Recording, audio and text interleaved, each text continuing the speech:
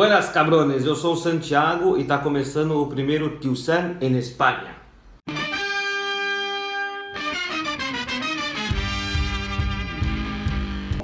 Eu resolvi fazer esse canal porque eu acabei vindo morar num lugar bastante pitoresco, não imaginava a quantidade de coisa interessante que tem por aqui e eu acho que é legal dividir com vocês aí. Eu vou falar hoje do pueblo que eu tô morando, ele se chama Sagunto.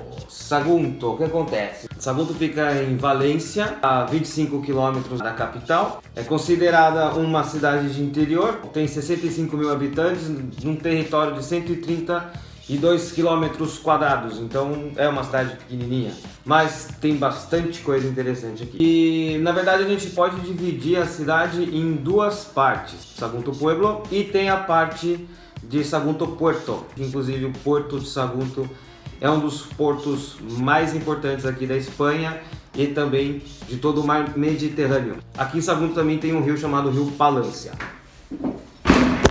Ô caralho! Bom galera, no primeiro episódio eu vou tentar mostrar um pouco como que vai ser o material aqui do canal. Eu vou tentar reportar bastante coisa de curiosidade, de cultura, coisas que eu tô conhecendo morando aqui na Espanha. Apesar de ser uma cidade bem pequena, Sagunto tem uma importância bastante grande na história da Espanha e do mundo e hoje você vai descobrir o porquê. O Porto não é tão longe aqui do pueblo, são cerca de 7 ou 8 quilômetros, isso já considerando pé na areia. Se você for considerar a entrada ali do primeiro bairro do Porto, é coisa de 5 km, é muito rápido para chegar lá. Porto também tem uma história bastante interessante, é uma história que, claro, tem a sua conexão com a história do pueblo, porém também tem uma história à parte que eu vou falar em um outro episódio. Hoje vamos dedicar a Sagunto Pueblo. Vale! Eu acabei vindo morar em Sagunto meio que do nada. Foi assim, meio que um tiro no escuro. Eu nem sabia que existia essa cidade. Enfim, não sabia de porra nenhuma daqui quando eu vim pra cá. E eu descobri, na verdade, que Sagunto é uma das cidades mais antigas assim do mundo, tá ligado? Antes de se tornar Sagunto, existia aqui na montanha um pueblo menorzinho, que é onde tem o castelo hoje, que chamava-se Arce. A história de Sagunto começa com esse pueblo, que foi um pueblo bastante importante também. Só que isso é datado do século XV a.C. Então só para ter uma noção que o bagulho aqui é velho, mano. O negócio aqui é idoso. O que põe o Sagunto na história do mundo e na história da Espanha sempre foi a sua localização geográfica. De acordo com muitos comércios que aconteciam ainda na época das guerras púnicas, Sagunto era um ponto muito estratégico, porque desde o castelo aqui em cima da montanha você consegue ver o mar. Você tem também uma puta de uma visão ampla de toda a costa do Mediterrâneo. Eles conseguiam ver também a galera que vinha por terra, porque ali para trás dos outros tem outros pueblos no meio da montanha. Enfim, foi um ponto super estratégico em toda a sua existência e até os dias de hoje. O porto hoje tem uma importância muito grande ainda aqui na economia da Espanha. O fato que deixa isso bem interessante é agora. Sagunto foi uma das cidades, um dos locais por onde passou aquele grande general chamado Aníbal. Então, ele chegou aqui depois que já tinha arrebentado uma porrada de gente por aí. E o que acontece? Sagunto fica realmente no caminho até Roma, que ele estava fazendo, né? Que a ideia era dominar Roma. E Sagunto era do Império Romano, é uma cidade com muita cultura romana e tem uma porrada de coisa por aqui. Bom, então fazendo parte do Império Romano, Sagunto virava um alvo para Aníbal. Mas a história interessante e romântica, por sinal, passa-se agora. Aníbal ficou durante 8 meses tentando invadir Arce, que hoje é Sagunto, que estava dentro das muralhas do castelo. Então eles conseguiram resistir 8 meses por conta dessas muralhas e porque os espanhóis eram sangue ruim pra caralho. Durante esse tempo, Roma, por alguma negligência, por alguma cagada, não mandou ajuda, não mandou nada pra cá, enfim, deixou Sagunto na merda. E depois de 8 meses tomando porrada na cara, durante um período final de 3 semanas de incansáveis rola entrando na cabeça, Sagunto finalmente caiu.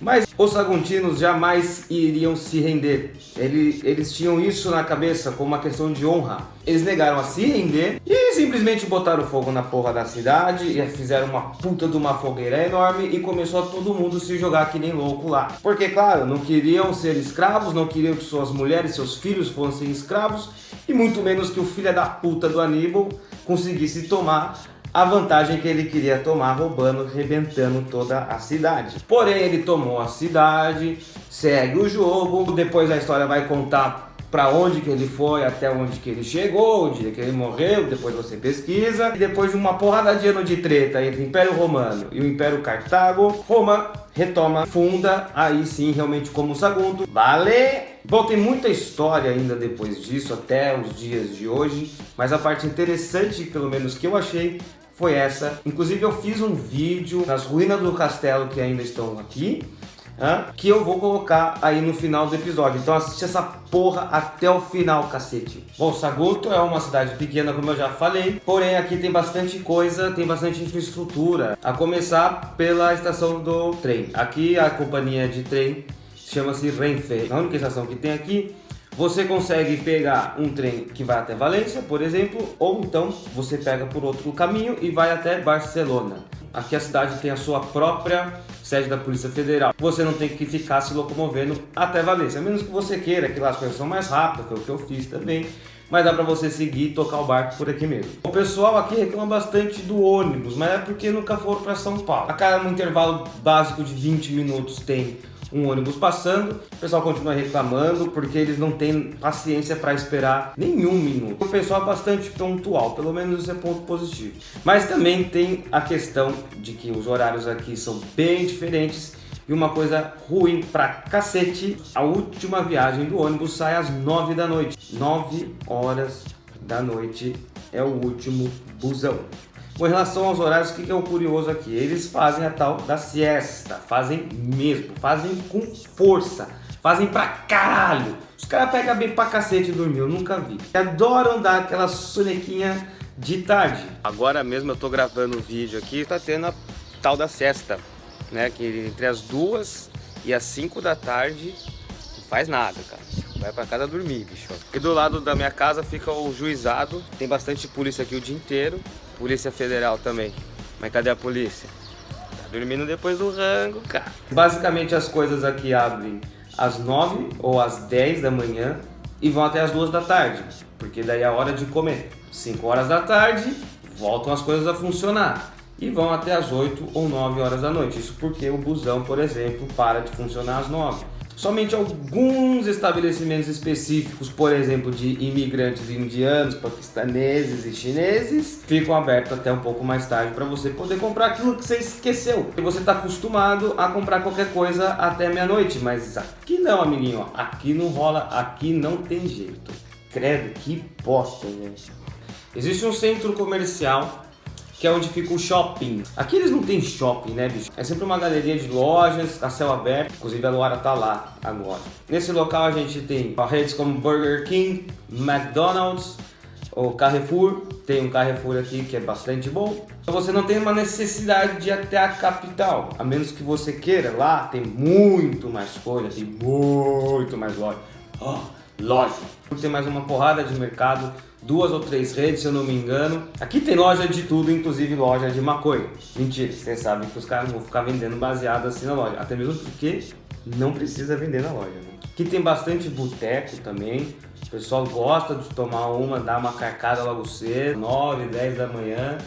Já tem o pessoalzinho ali calibrando. Aí depois come, dorme a tarde inteira e 5 horas volta pro bar, calibra mais um pouco. Tem muita gente que leva a vida aqui nesse ritmo meio trash. A outra coisa muito engraçada que eu percebi aqui é que o banco não tem porta giratória com detector de metais.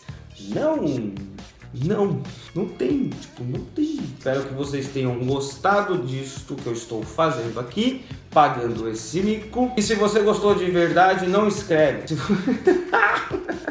Se você gostou de verdade, não esquece de se inscrever aí no canal. É só dar um clique aí, se inscrever. Pô, não custa nada, brother.